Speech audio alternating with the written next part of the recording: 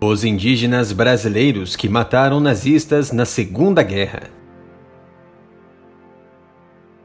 Era 1942. A Alemanha avançava como um tsunami avassalador sobre a Europa, e após um ataque sem precedentes sobre diversos navios da Marinha Mercante Brasileira, o Brasil saiu da posição de neutralidade e assumiu uma das participações mais importantes da história: lutar na Segunda Guerra Mundial. O calor e a paisagem verde das aldeias de clima tropical foram substituídos pelo branco da neve e um frio que chegava a menos 15 graus Celsius em vilarejos italianos. Entre os cerca de 25 mil de soldados brasileiros que combateram as tropas nazistas de Adolf Hitler durante a Segunda Guerra Mundial, de 1939 a 1945, estavam dezenas de indígenas, de etnias como Terena, Kadioué, Kinikau e Guarani. Assim começava o brilhante texto de Paulo Sperb.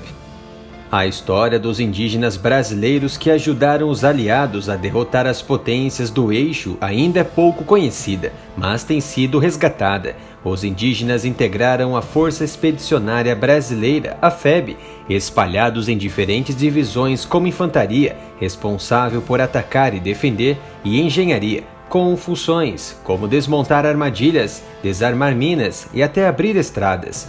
Os soldados embarcaram para a Itália em 1944. A FEB foi criada especialmente para enfrentar o nazismo no conflito que assolou o mundo. As tropas atuaram na Itália, onde venceram batalhas históricas, como as de Monte Castelo e Castelnuovo. Após a derrota de Hitler, a FEB foi extinta pelo governo brasileiro de Getúlio Vargas. Em pleno regime do Estado Novo, um dos motivos para o encerramento da FEB era o temor de que soldados preparados e que lutaram por democracia e liberdade pudessem se revoltar. Diversos indígenas integravam o 9º Batalhão de Engenharia, que chegou a capturar uma bandeira nazista quando rendeu a 148ª Infantaria do Exército Alemão em abril de 1945. Cerca de 20 mil soldados alemães se renderam aos brasileiros. A bandeira está preservada e exposta no Museu Marechal José Machado Lopes, em Aquidauana, a 118 quilômetros de Campo Grande. A maioria dos indígenas identificados por pesquisadores é de Mato Grosso do Sul.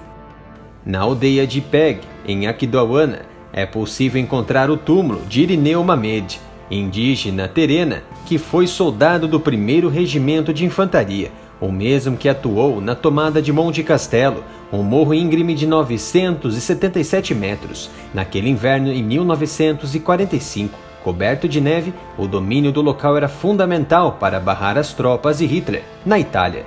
O jornalista Geraldo Ferreira, em 2000, encontrou o soldado indígena Aurélio Jorge, que concedeu a ele uma entrevista na língua dos terenas. O indígena morreu 4 anos depois. Aurélio chegou a aprender palavras em italiano e relatou que os pracinhas brasileiros eram tratados como heróis pelos italianos libertados do domínio nazista.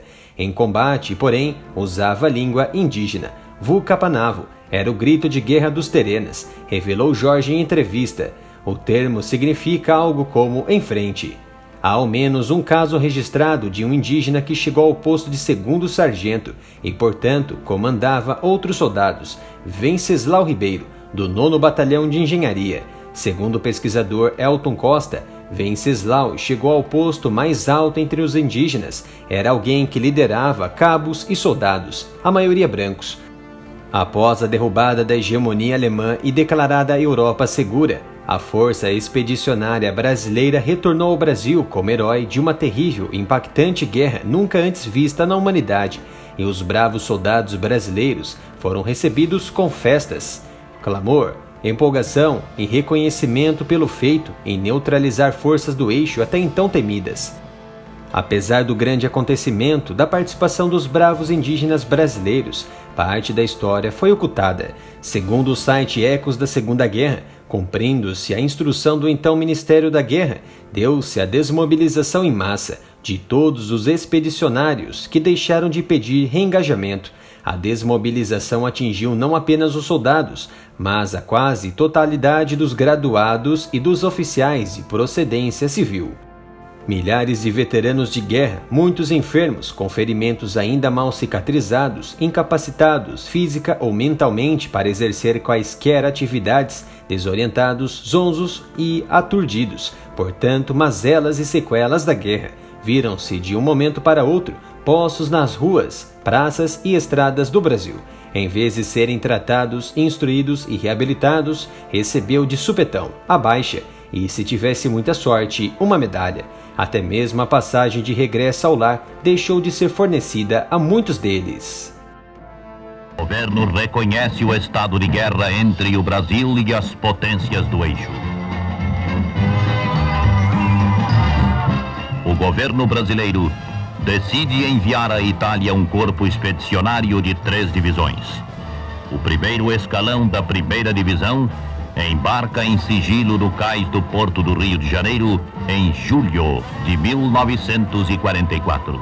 Depois de atravessar o Atlântico minado de explosivos poderosos e submarinos de tocaia, o navio transporte entra com os pracinhas do Brasil na Baía de Nápoles.